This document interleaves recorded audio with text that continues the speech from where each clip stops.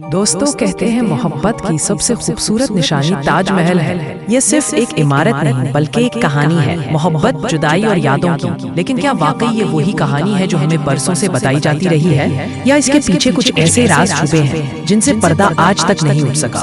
कहा जाता है कि ताजमहल के नीचे 22 बंद कमरे हैं और इन कमरों में कुछ ऐसा है जिसे आज तक कोई पूरी तरह जान नहीं सका। सीन 1959 आर्कियोलॉजिस्ट की एक टीम ताजमहल के बंद कमरों की मुरम्मत के लिए आती है। उसी दौरान एक कमरे की ईंट अचानक गिर जाती है और डॉक्टर राव की नजर अंदर मौजूद एक ऐसी हैरानकुन चीज पर पड़ती है जो वहां मौजूद सब लोगों को चौंका देती है। सीन 2023 अब हम मिलते हैं विष्णुदास से, जो पिछले 30 साल से ताजमहल में गाइड का काम कर रहे हैं। उनका बेटा भी यही काम करता है और विष्णुदास के वालिद भी अपनी पूरी जिंदगी इसी पेशे से जुड़े रहे।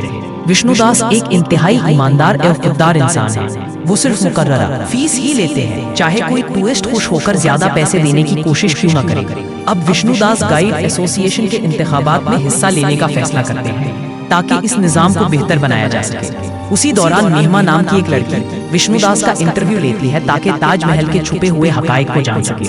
विष्णुदास उसे बताते हैं कि उनके वालिद महेंद्र दास ने भी इन 22 बंद कमरों पर तहकीक की, लेकिन सियासी दबाव और कुछ कम्युनिटीज की मुखालिफत की वजह से वो अपनी तहकीक मुकम्मल ना कर सके और आखिरकार मजबूर होकर खुदकुशी कर गए। एक दिन विष्णुदास अपने दोस्तों के साथ शराब पीते हुए कहते हैं कि आज तक ये राज पूरी तरह नहीं खुल सका।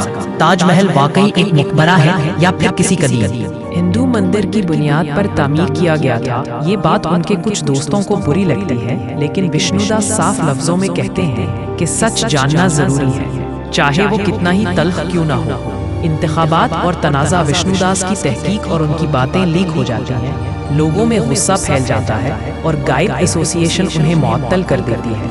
उनके बेटे को भी धमकियां दी जाती है, लेकिन विष्णुदास हिम्मत नहीं हारते। वो पब्लिक इंटरेस्ट लिटिगेशन यानी PIL के जरिए अदालत जाने का फैसला करते हैं। वो सबूत जमा करते हैं और वकील शशिकांत की मदद लेते हैं, मगर दबाव बढ़ता जाता है। वकील शशिकांत के कुत्ते को कत्ल करके उन्हें खामोश रहने की धमकी दी जाती है। इसके बाद विष्णुदास खुद ही केस लड़ने का फैसला करते हैं। अदालती कार्रवाई अदालत में विष्णुदास सवाल उठाते हैं कि आखिर क्या सबूत है कि शाहजहां ने ही ताज महल तामीर करवाया और क्यों 22 बंद कमरों के राज को बरसों से छुपाया जा रहा है। वो अदालत को बताते हैं कि ताजमहल में गेस्ट रूम, किचन, गौशाला और मौसीकी के कमरे भी मौजूद हैं, जो किसी मकबरे के लिए एक अजीब बात है। वो मजीद कहते हैं कि ऊपर मौजूद गंबद पर हिंदू अलामतें बनी हुई हैं, जैसे कलश, आम के पत्ते और आधा चांद, जिसे शिवजी की अलामत माना जाता है। आखिरकार विष्णुदास की PIL अदालत में कबूल हो जाती है और हिस्ट्री बोर्ड, आर्कियोलॉजिस्ट और एजुकेशन बोर्ड को तमाम दस्तावेजात अदालत में पेश करने का हुक्म दिया जाता है। मजीद तहकीकात विष्णुदास अदालत को बताते हैं कि ताजिर ट्रोवरनियर की लिखी गई किताब गलत मालूमात पर मबनी है। वो कहते हैं कि 1932 से 1954 तक ताजिर कभी आगरा ही नहीं आया।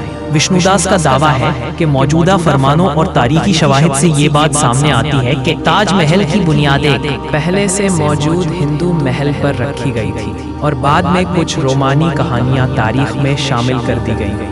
खतरा विष्णुदास की फैमिली और दोस्तों को मुसलसल हरासा किया जाता है, लेकिन वो फिर भी पीछे नहीं हटते। एक अहम आई विटनेस योगेश भट्ट को अगवा कर लिया जाता है, मगर इस सब के बावजूद विष्णुदास सबूतों की बुनियाद पर अपना केस लड़ने के लिए पूरी तरह तैयार रहते हैं।